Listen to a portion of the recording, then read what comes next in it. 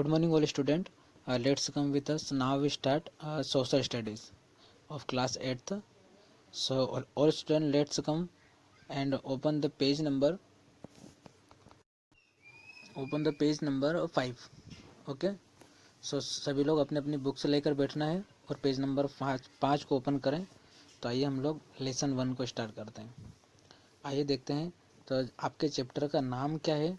आपके चैप्टर का नाम है हाउ, व्हेन एंड वेयर, यानी कि कैसे, कब और कहाँ. ये आपके लेसन का नाम है.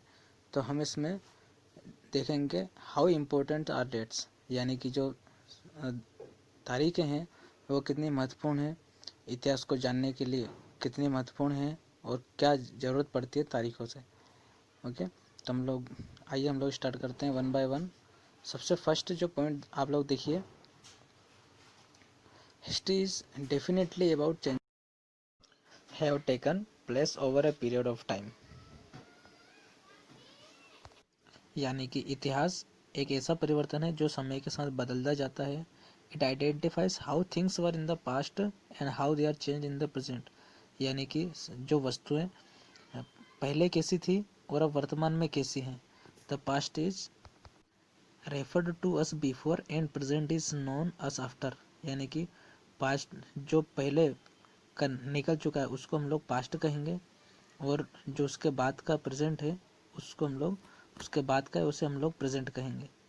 तो यानी कि समय के साथ जो परिवर्तन होता है उस परिवर्तन को ही, उस निकले हुए समय को ही हम लोग पास्ट या हिस्ट्री के रूप में जानते हैं.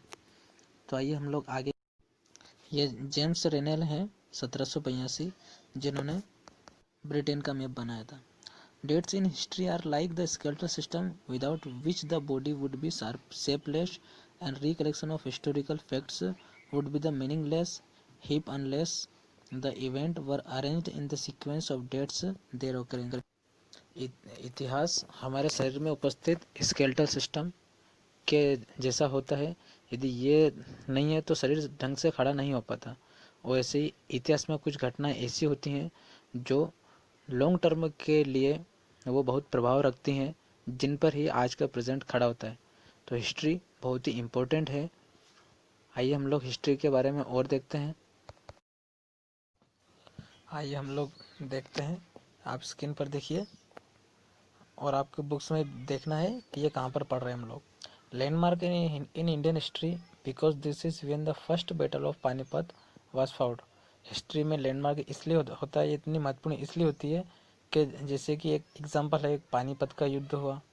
और इससे ज़्यादा इम्पोर्टेंट क्या है, जैसे कि दिल्ली सल्तनत, जो दिल्ली सल्तनत थी उसका अंत होना और मुग़ल एम्पायर का शुरू होना.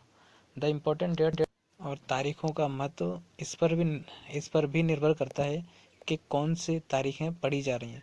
जैसे कि political history deals with rules, administration and wars. यदि हम लोग राजनीति इतिहास की बात करें तो यह शासन से, नियमों से और युद्धों से संबंध रखता है. Social history, economic history, cultural history, religious history deals with their respective development. यानी कि इतिहास की ये जो शाखाएं हैं वो इतिहास से उसके संबंध को दर्शाती हैं. Some dates record events in the lifes of rulers including birth, accession, wars, administrative action and death. These are significant for political historian. यानी कि कुछ दिनांक होती हैं, कुछ तारीखें होती हैं, वो उस समय शासक करने वाले राजाओं के जन्म से, उसके अवशेषण से, युद्धों से, उनके शासन से, इन सभी से संबंधित होती हैं. और इसी को हम लोग पॉलिटिकल हिस्ट्रियन कहते. हम लोग इन्हें कितने कालखंडों में बांट सकते हैं, आइए देखते हैं. इन 1817 James mill a Scottish economist and political philosopher published a massive 3-volume work a history of British India. यानी कि एक स्कॉटिश एक आर्थिकी थे, अर्थशास्त्री और फिलोसफर थे, जिन्होंने इतिहास को, ब्रिटिश इंडिया के इतिहास को उन्होंने 3 भागों में बांटा, जैसे हिंदू, मुस्लिम और ब्रिटिश इंडिया. ओके.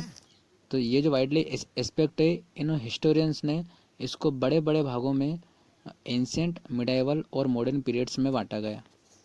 यानी कि भारत का जो ऐतिहासिक काल था उसको 3 भागों में, प्राचीन, मध्यकाल और आधुनिक इतिहास, इन्हीं 3 कालखंडों में भारत के इतिहास को 3 भागों में बांटा गया है और इन्हीं के अनुसार इतिहासकार अध्ययन करते हैं।